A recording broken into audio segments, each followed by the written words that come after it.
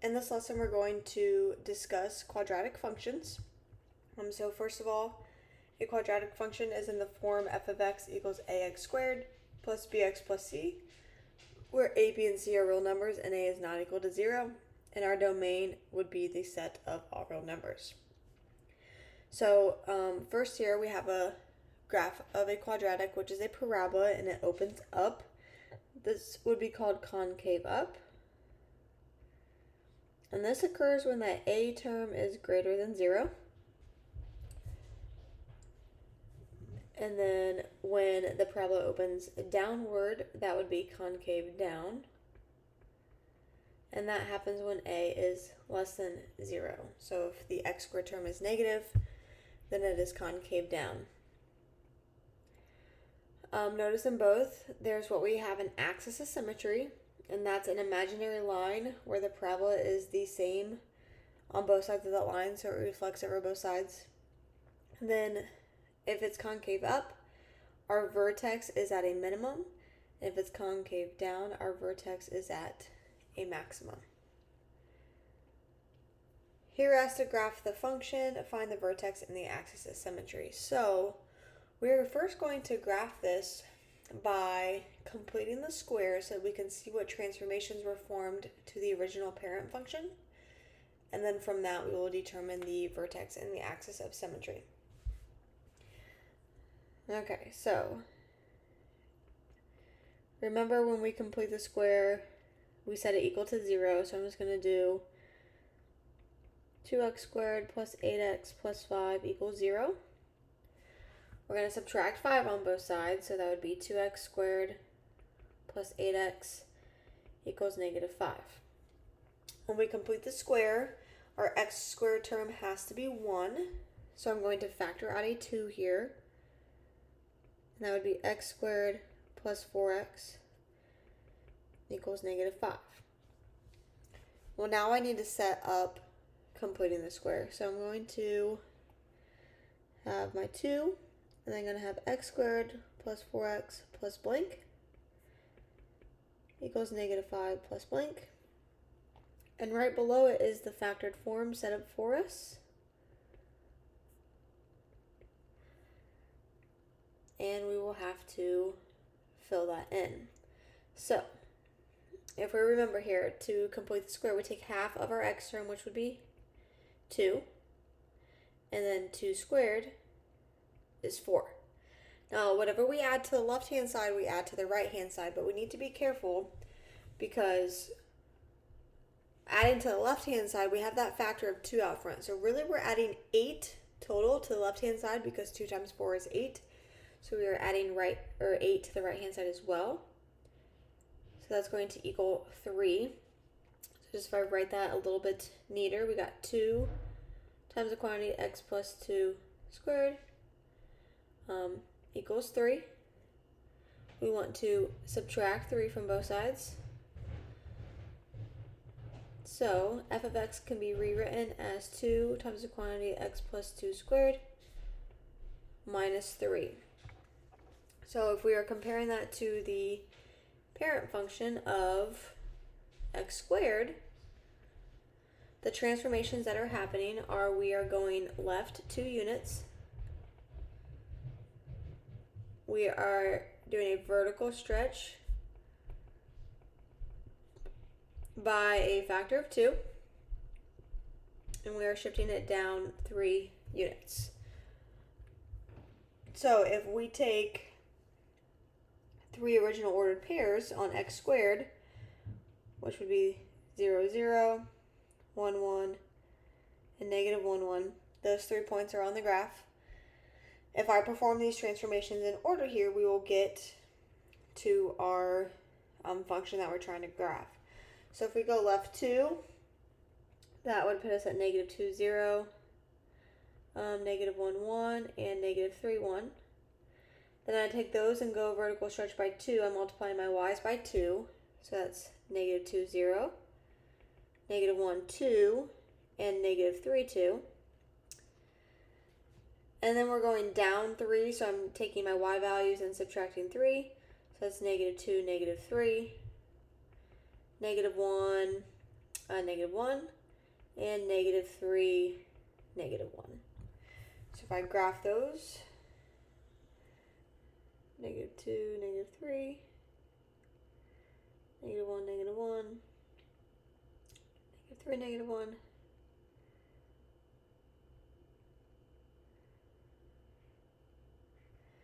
There we have our parabola, best drawn. Alright. Our axis of symmetry, let's start with the vertex. So the vertex is its turning point. So this vertex would be at the point -2, -3. And the axis of symmetry is the imaginary line or equation x equals, and that x equals happens to go through the vertex. So at the line x equals -2, the parabola is symmetrical on both sides of that equation. Okay. Now that we know what vertex and axis of symmetry is, there are ways we can find that algebraically and use that to graph instead of completing the square and finding the transformation. So here we have vertex form. It's f of x equals a times the quantity x minus h squared plus k. hk is your vertex. And then we're going to be using this equation for the axis of symmetry. So right here, to find the axis of symmetry, we use x equals the opposite of b over 2a. And remember, with our quadratic, we had ax squared plus bx plus c. That's where the a and the b are coming from in this situation. We will be able to find the vertex by substituting in and evaluating the function at that line of symmetry. We will be able to find the vertex that way. So here, without graphing, locate the vertex and the axis of symmetry of the parabola defined by f of x equals -3x squared plus 6x plus 1. Is it concave up or concave down? Well, looking at it right away, I notice my a term, which is in front of the x squared, is negative. So that means it's going to be concave down. And in order to find the vertex and axis of symmetry without graphing, first let's find the axis of symmetry. And we're going to do that by the equation x equals the opposite of b all over 2a. Well, here our a is -3, b is 6, and c is 1. So the opposite of 6 over 2 times -3 is -6 over -6, which is +1. So our axis of symmetry is x equals 1. The vertex is where the function is evaluated at x equals 1. So to find the vertex, we're going to find f of 1, which would be -3 times 1 quantity squared, plus 6 times 1, plus 1. 1 squared is 1 times -3 is -3, plus 6, plus 1. That would be +3 plus 1, which is 4. So the vertex is at the ordered pair 1, 4. So that is where the graph would turn.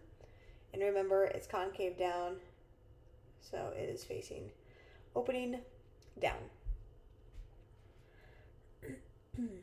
All right, when graphing by hand here, there's some things that we can find pretty quickly in order to help us graph quadratics. One point would be the y-intercept, and that is the value when x equals 0.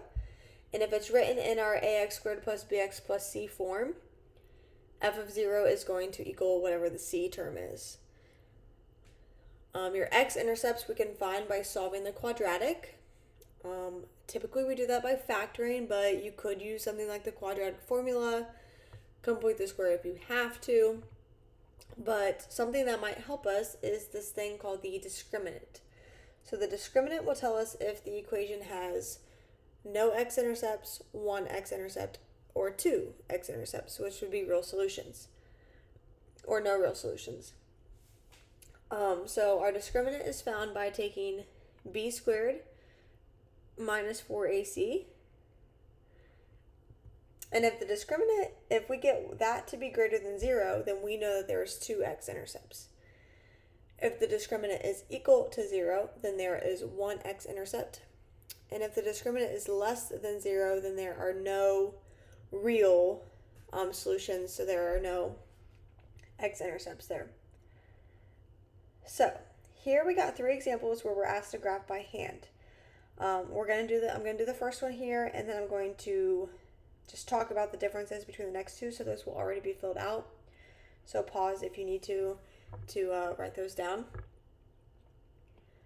Here we're asked to graph f of x equals negative x squared plus 6x minus 5 by determining whether the parabola is concave up or concave down, and by finding its vertex, axis of symmetry, y-intercept, and x-intercepts. So first of all, our a term is -1. So that means this parabola is going to be concave down, so it's going to open down. In order to find its vertex, we've got to find the axis of symmetry first. I'm going to label that AOS for axis of symmetry. So x equals the opposite of b over 2a, while the opposite of 6 is -6. 2 times the a is -1. That's -6 over -2, which is 3. So x equals 3 is our axis of symmetry. And our vertex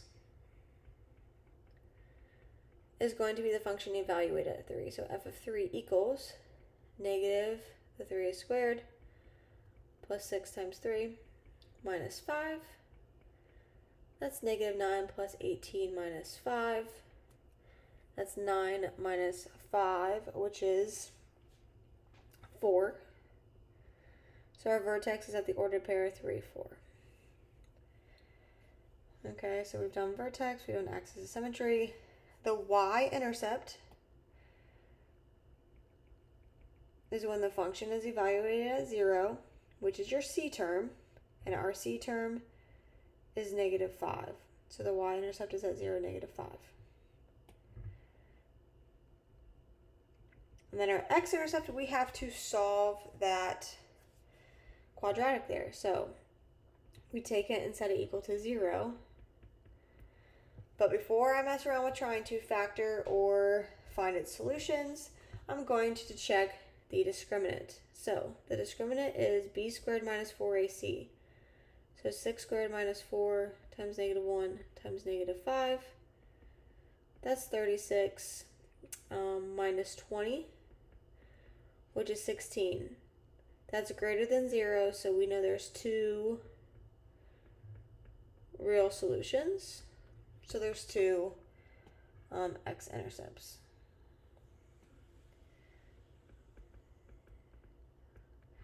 So that means I can probably factor this. So if I'm looking here, I'm going to factor out a -1 or the negative, and when I do that, I just get x squared minus 6x plus 5 equals 0. I'm looking for two numbers that multiply to get 5 and add to get -6. So that would have to be a -5 and a -1. And when we're solving quadratics, we take each of those and set them equal to 0. So when we do that, we get x is 5 and x is 1. So we have intercepts at 1, 0, and 5, 0 on the x-axis. So now that we have found all those, we can go ahead and plot those points here. So I'm going to go ahead and graph those intercepts. 1, 0, 5, 0, 0, -5. Our vertex was at 3, 4, so we know that's where it turns. And we know it's concave down, so it's going to open down. Something that helps us here is I don't have a perfectly symmetrical parabola at the moment. We kind of like to see points on both sides of this line of symmetry at x equals 3. so we know that there is also a point at 6, -5 by that line of symmetry. So there we have our almost nice parabola. Okay. The next examples are very similar. We just have different situations. So here in the next example, if you look at my final graph, there's only one x-intercept, and that was because the discriminant was equal to 0. So if we find the discriminant here, b squared would be -6 squared minus 4 times a times c. Let's see, that's 36 minus 36, which is 0. So that means there's only one real solution. So the graph just touches the x-axis, and that's where its vertex is, and it turns. It was concave up because it had a positive a term there in front of the x squared. Okay, let's go back up to our previous example here. We didn't even answer parts B, C, and D. So part B says find the domain and range. Well, our domain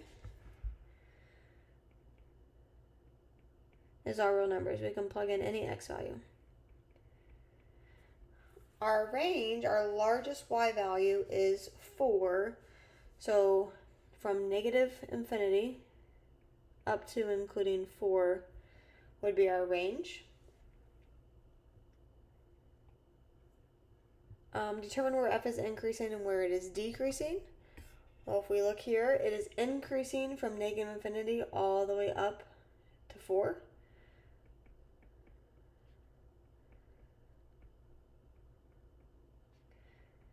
And then it is decreasing from 4 all the way to positive infinity. The intervals are representing our y values. And then part D, determine where f of x is greater than 0 and where it is less than 0. Okay, so where the function is positive and where the function is negative. Well, it is positive all above the x-axis, not including those on the x-axis. It is negative all below the x-axis here. So f of x is greater than 0 for x from 1 to 5, not including 1 and 5 because those are on the x-axis. Is less than 0 from -infinity up to 1, not including, and then from 5, not including, to positive infinity. So let's see here. I'll try to fill it in right above. So it's positive from 1 to 5, not including them, and then -infinity up to 1, and union with 5 to infinity is where the function would be less than 0. Okay. The example after that, again, we're concave up because the a value is positive. Here, our discriminant,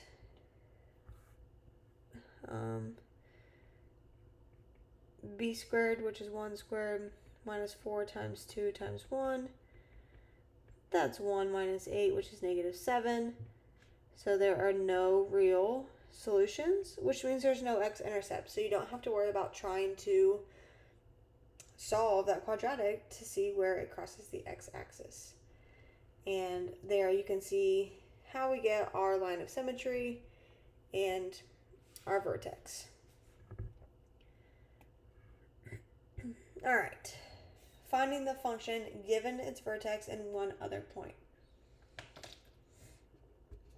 Well, here, remember our vertex is hk.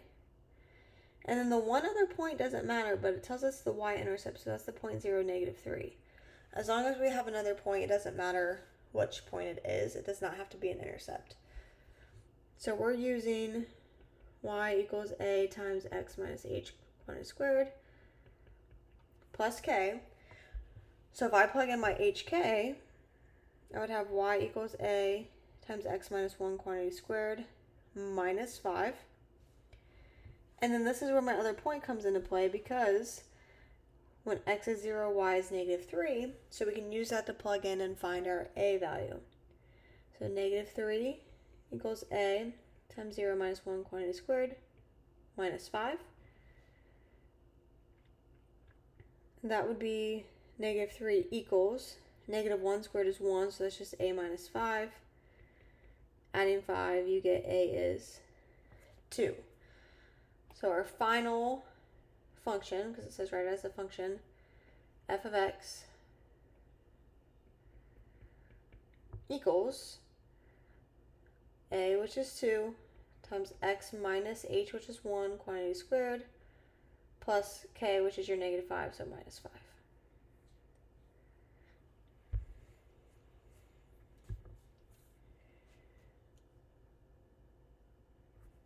All right, finishing up here. Determine whether the quadratic function has a maximum or minimum value, and then find the max or the min. Okay, well, it's just a positive x squared, so that means it's going to be concave up. That means it's going to have a minimum value. All right, so we have to figure out what that minimum is. Well, it happens where the vertex is, so we're just going to find the vertex here. So first you gotta do your axis of symmetry. So the opposite of negative 4 would be positive 4 over 2 times 1. That's 4 divided by 2, which is 2. So it has a minimum value at x equals 2, and that minimum value happens when we evaluate the function at f of 2. So 2 squared minus 4 times 2 minus 5. That's 4 minus 8 minus 5. Negative 4 minus 5 is negative 9. So there is a minimum at the ordered pair of 2, negative 9. When it asks for just the value, that's referring to the y value. So the minimum is at negative 9.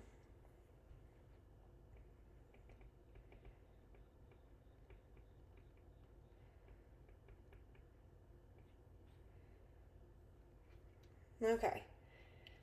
And last year, a projectile is fired from a cliff 500 feet above the water at an inclination of 45 degrees to the horizontal with a muzzle velocity of 400 feet per second. From physics, the height h of the projectile above the water can be modeled by, so it gives us our quadratic equation there, where x is representing the horizontal distance of the projectile from the base of the cliff. We're asked to find the maximum height and how far from the base. Okay, if we were doing this by hand, we've done a lot by hand, so I'm just going to discuss it and then we're going to look at the graph. If you're asked to find the maximum height or a minimum height, whatever it is, find the vertex and you're looking for the y value of the vertex. Okay, part B says how far from the base. Well, it wants to know once it hits the water. So you're looking for the positive x-intercept from the start, which in this case happens to be at 0. At 0, 500. Okay, so I have this graphed for us. I'm just going to look at the graph. All right, so here is our graph. All right, I zoomed it in because we're talking about a real life situation here where it's thrown from 500 feet off the cliff and it's taking this motion and it's reaching this maximum point and then it's coming back down and hitting the water and then it's going to fall into the water there. Okay, so that first question says find the maximum height of the projectile. Well, the maximum height is the y value, which is at 1,750, and we're talking about feet. So there's a max height at 1,750 feet. And then part B, how far from the base of the cliff would the projectile struck the water? So again, we started here. We're traveling, it's traveling, the projectile is traveling, and it hits the water here at 5,458.04. So we'll just say 5,458. So 5,458 feet from the base of the cliff.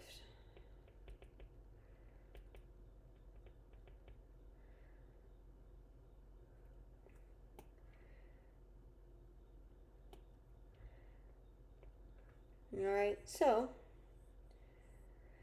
there is some information on quadratic functions.